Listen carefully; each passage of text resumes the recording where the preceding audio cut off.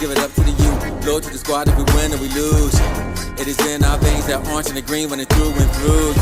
Cause you know we want it, your squad versus ours, now they don't really want it. Our pedigrees deep with pros in abundance, get ready for the storm cause the hurricane's coming. Let's give it up to the youth, loyal to the squad if we win or we lose.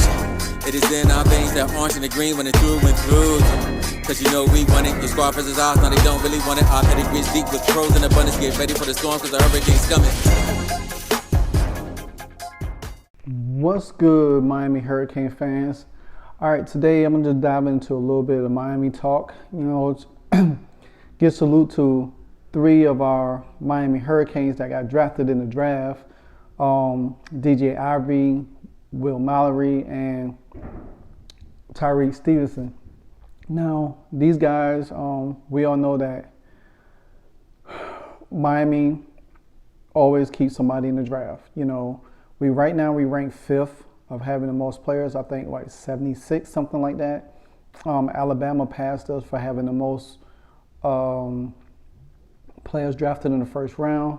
So, but eventually Miami will claim that right back again. You know, once we start winning games and guys leaving and we recruit better, you know, continue to recruit better.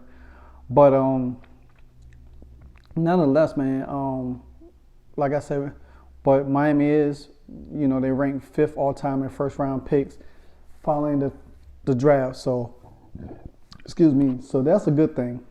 That's a good thing for Miami and everything with the program and the way the program is progressing right now with Mario, you know, recruiting and stuff like that. So I like it. I like where the idea is going. I like where the thought is going right now for this program and everything like that. I mean, I can't stress enough about how everything's going. So one cornerback, DJ Ivy, he was drafted by the Cincinnati Bengals, which the Cincinnati Bengals definitely need depth at the defensive back position, you know, especially when they play the Kansas City Chiefs last year and, you know, Josh Allen and the Buffalo Bills, even though they beat the Buffalo Bills, but still, you want somebody that's in the mix. You know what DJ Ivy brings. Now, he's probably going to most likely be a project. You know what I'm saying? He probably will start off on the practice squad or special teams and work his way up. If he get on the special teams and work his way up, I think he'll find his way in the rotation at some point in time. Now, he was drafted 246 overall. But like I said, the Cincinnati Bengals definitely needed they needed depth, man. They needed somebody that could come in there, you know. So the one thing about DJ, he's not good of a man-to-man. He more like a zone type of cornerback. So whatever scheme that the Cincinnati Bengals decide to use, it will help DJ because we seen DJ get on the island by himself and get torched. You know what I'm saying? So. But nonetheless, my hat's off to this young man for getting drafted. The next one was Will Mallory. He got drafted in the 5th round of the draft by the Indianapolis Colts, in which the Colts got their quarterback in. They got their quarterback in Richardson. So, and then me personally, I don't know why that. I wish Washington had got a tight end. Will Mallory would have been a real good tight end. Only thing he's fast. He has great speed. He was the fastest tight end in the combine. You know, out of all the tight ends, he was the fastest. He's very elusive. He could run the post just like a wide receiver. He could cut slants. He got great moves. He's very agile.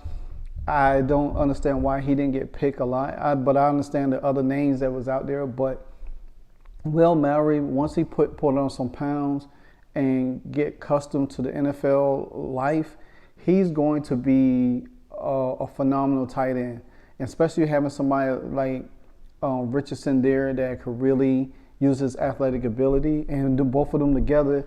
This is going to make the Colts really a really fun team to watch in the upcoming years. Now, like I said, Mallory had got picked 162nd overall in the 5th round. But I love Will Mallory. I mean, I really honest. He was on my radar for one of the sleepers. I think Washington could have used him in Eric B's offense for the Commanders. I think with the tight end room that we have, he could have came in there and challenged immediately for that. I mean, he, like I say, he'll just have to gain a little bit more weight. But nevertheless, I mean, the Colts they got a star. They got a star at tight end. And I think Will Mallory go in there and compete right away and everything like that. I mean, look at the highlights that I'm watching him, man. This dude could run a post. He goes straight out. He could go down the seams. He could cut. He's fast. He's built. He's fast just like a wide receiver, but he definitely is a tight end. You know, or he's a wide receiver in a tight end body, just to say it like that. So, and then the next one was Tyreek Stevenson. He got drafted in the second round. Now, I always thought Tyreek Stevenson could have gone anyway in late in the first or the second round, probably early third. But Tyreek is, I mean, he has a nose for the ball, man. The dude will get down there. He will hit. He will bring the pain to you. The Chicago Bears definitely need that on their defense. So they looking to make sure their defense is real stellar in the secondary. I think Tyreek will definitely he'll most likely start. I think he will start for them or be like a change out guy, a backup, something like that.